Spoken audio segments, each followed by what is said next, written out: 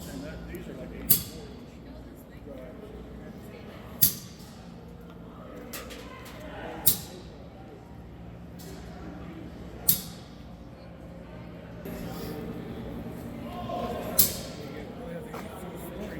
Yeah, that's what the other guy was saying that these are like 84 inch drives.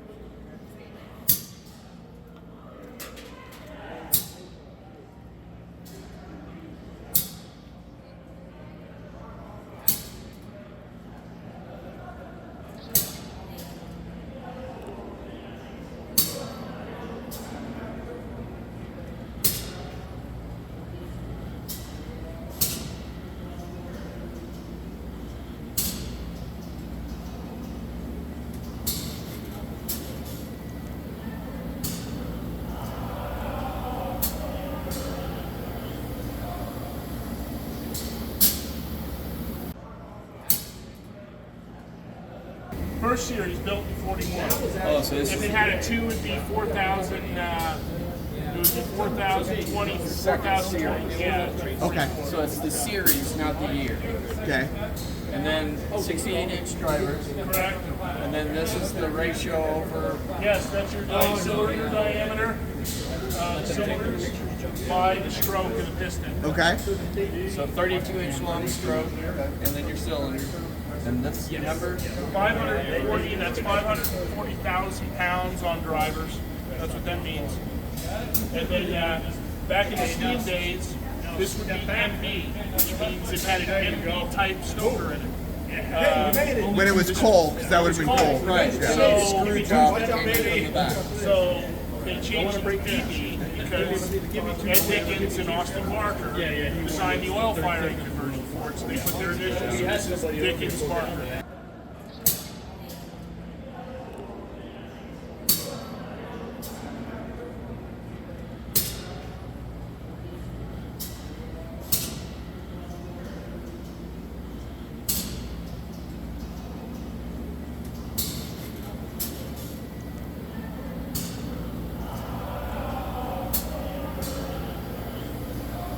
Seven stalls of what was the 48 stall roundhouse that almost completely encircled the turntable, which is outside the doors that you'll see on the end. The windows that you see in here are not original to the roundhouse. They were single pane windows. A few years ago, we got some money to restore the roundhouse, put a new roof on, upgrade the heating system in here, and electrical systems. This portion of the roundhouse was used by Union Pacific for maintaining steam locomotives assigned to passenger and mail trains. So essentially what this is it's a quick turnaround garage. Train would come in, if they relayed power here, took power off and put power on because the train is going to go beyond, that's called relaying power. Or a train died here. This was the end of the run. The engines would come in here for servicing. You'll notice above, way above there are still some pipes near the ceiling. Those pipes once contained, they had pipes here for cold water, steam under pressure, compressed air, and electricity. So there were drop-down connections between each of these engine stalls for the machinists, pipe fitters, boiler makers, electricians and the like to have the power and supplies that they needed to do their maintenance work. This building was open 24 hours a day, 7 days a week. When you consider the fact that the doors are on the west end here, and that's usually where the wintertime winds blow on the west end, the pipes that you see along the wall here all had hot water in them. That was part of the heating system. It came from a central heating plant here in the Cheyenne terminal. This is all that's left of the roundhouse. The other parts of it were torn down because they weren't being used. They were turning into more or less a fire hazard, and UP was having to pay big property taxes on those buildings. So they tore them down. In fact, when you walk around the outside here, where you see concrete on the ground, at one time there was building there. There were buildings there. About 1979, about a little over half of the back shop was torn down because it just wasn't being used. Okay, any questions so far? It seems like all the passenger cars in here are observation cars. Is there Business cars. They're business cars? business cars. Yeah, this one here is the oldest one in the UP fleet. It was built for the president of the railroad in 1914. I call it a World War I battleship, but it's got a lot of ribbons on the outside. I've been in that car. Mahogany interior, plush carpeting, gold leaf around the dinner serviceware. Very, very plush inside. When Jim Evans was president of, he was chairman of the corporation, his wife, Rosemary Hall Colgate Evans, as in Hallmark cards and Colgate Palmolive. Mrs. Evans never understood why a restaurant menu would have little numbers next to the description of the entrees. Right. Okay. Yeah. She was quite a very colorful woman. She loved that car and riding around the system in it. Do these still get used? Do they still roll? And The diesels in here still can operate. They haven't operated in a very long time. And as far as I know, the passenger cars can go out at any time. They may not be able to move, some of them may not be able to move out of here because, about 3 years ago, beyond those doors on the end, UP had to do some environmental remediation work. Tore the whisker tracks out, dug up a lot of dirty dirt. Not all those whisker tracks have been reinstalled yet. So anyway, that's these are off-road capable cars, right? What was that? They're off-road capable. They can just, they don't need tracks. Yeah, like the pump car that we pushed around. Well, they are off-road. You could say that, but they do a lot of damage. So, question for you. Yeah. The Bush funeral train, the car that was used for obviously, I mean, you guys probably use most of the business cars for the rest of it, right? And I know the car that was used for To carry his remains. yeah, did you guys have to refinish that one? Or was Oh, it there might have done one paint job, but it was essentially an ordinary baggage car. Okay. Yeah, and I think they put some kind of fence around it, to keep the doors open. Right, so And that I'm it sure could there go. was some way of securing the casket in there, so people could see it. Yeah. But, no, nothing special. Okay, did that come out of here, or did that come out of one of the other shops? Most of the equipment is stored, passenger equipment is stored and repaired at a UP-owned garage, if you will, Yeah. in Council Bluffs, Iowa. Oh, okay. When they don't use the passenger equipment, it's all stored indoors. That helps preserve Yeah, the it makes, paint. so you don't have to keep painting Yeah. these things. Now, I was just kind of curious. The two locomotives in here were built in the spring of 1955. This E9 originally had two 12-cylinder diesel power plants, each connected to a generator that produced 600 volts DC electric power that ran through some control circuits that were operated by the locomotive engineer and then fed that power into the electric motors mounted on the wheel assemblies below. That wheel assembly and the support structures that you see painted in silver color there, it's called a railroad truck. T-R-U-C-K, railroad truck. Well, of course, you're modelers, you know that. Yeah. Okay. I got to shift in the railfan. Yeah, so the modeler question, do they have plastic wheels or metal? No, they're metal wheels, but the axles are Delrin plastic, so it's very little rolling resistance. So I had heard that they don't really use the E9s because the wheels are so worn down that No, that the has nothing thing to do with it. that they were catching the grade No, crossings. No, that had nothing to do with it. The fact is, when they make a decision to run an inspection special, they're more inclined, because we have such a great power surplus as a result of COVID-19, that they'll put 2 of the newest freight locomotives on that inspection train and they'll run it that way. Okay. Rather than pull this stuff out to make a prettier post-World War II historic streamliner look. They're not Yeah. interested in that. They want to just run Something that's ready to go something and that's not. ready and reliable. Yeah. These engines, of course, were built as EMD model E9. That's only what you see outside. What's inside is a GP38-2.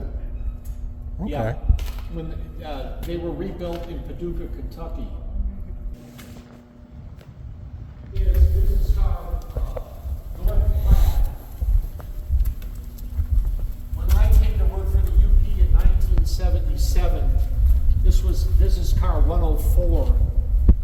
A frequent visitor to Cheyenne. It was assigned to the chief mechanical officer of the railroad. He was the one responsible for locomotive and freight car maintenance. And we still had a pretty active shop out here.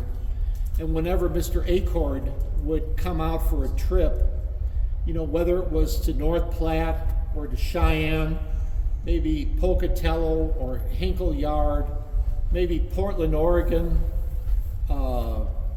Ogden or Salt Lake City, down to Los Angeles, on the old UP system, he would travel in this car. Right here is a luxury. This particular passenger car here is a luxury that I don't think any railroad today would spend the kind of money Southern Pacific did in 1955. And I rode in it. This is the Sunset. This is the Sunset. It was DJ built Russell's for car. the president of the Southern Pacific. $550,000. Wow. The board of directors agreed to build a new car for the president, but not at that price. This was with cost overruns. The exterior skin underneath all that paint is stainless steel. The car was originally equipped with steam pipes. That's all been yanked out and it's been converted to head-end power operation, just like what Amtrak uses today. 480 volts AC powers everything. Air conditioning, heating, lighting in there. I'm not sure if they use an electric stove or they may still use Presto logs for cooking. But anyway, this car has an interesting history. In 1956, the Republican Party held their quadrennial convention at the Cow Palace in San Francisco. And they renominated General Eisenhower for the presidency. D.J. Russell, who at the time was president of the Southern Pacific, knew that Eisenhower played golf. And so he invited him for a trip at the railroad's expense while he was in California to go take a private train down to Monterey, and we'll have some limos take us over to Pebble Beach to play a round of golf.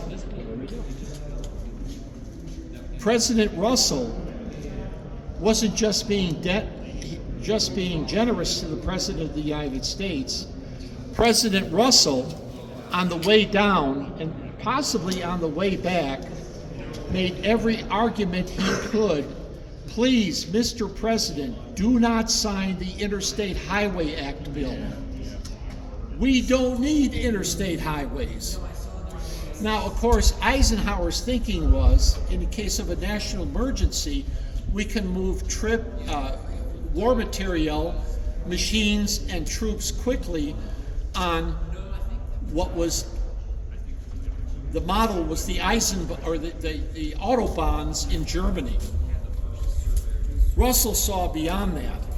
No, that's not what they're going to be used for. Trucks are going to love this. And that's why he did not want the Interstate Highway Act signed. Well, of course, the rest is history. Today we have interstate highways all over the place. But anyway, that car was used for that purpose. In 1996, we merged with the Southern Pacific, and this car came to us as part of that merger. And in order to make it look pretty with all the other passenger equipment that UP owned, they painted over the stainless steel with Armor Yellow and Harbor Mist Gray are the colors. The other car was the Stanford. 140. Stanford. The And Stanford, you got rid of it. it's in Silvis. Right. Yeah, they got rid of But that. that's the Stanford was originally the Sunset. When they built this car, they renamed it the Stanford, and they made this the Sunset. Yes, that's true. Thank you. No, I appreciate you worked reminding I me. worked for the SP. Okay, well, there you know. There you know. When I was 13 years old, in 1956, I got on my bike in Menlo Park and rode down to the tracks and saw it go by with Eisenhower in the back waving. Really? Yeah. Wow. That's cool. Was that the same trip you were telling me about? Or? Yeah. You know, that's pretty amazing. I went out to a Southern Pacific Technical and Historical Society Yes, I annual belong meeting, to that. and I talked to a retired SP executive who bought a large house. No, he bought a modest house on a large lot in Palo Alto, California in 1962. I think he paid $13,500. When he sold that house upon his retirement, because of the large lot and the location near downtown Palo Alto, $3.75 million.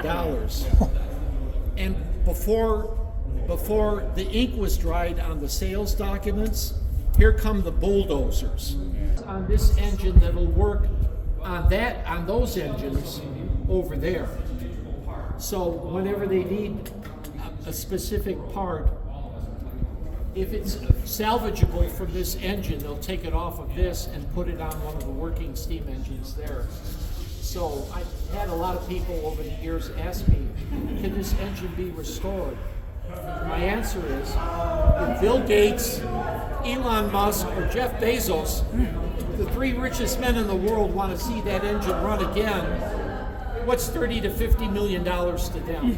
And the reason it would be so expensive is there are so many castings and forged parts and machine parts that would have to be custom made to get this engine back into operation.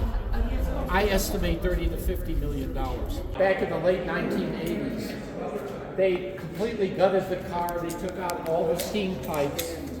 They installed new ventilation equipment. Everything's electrified inside now.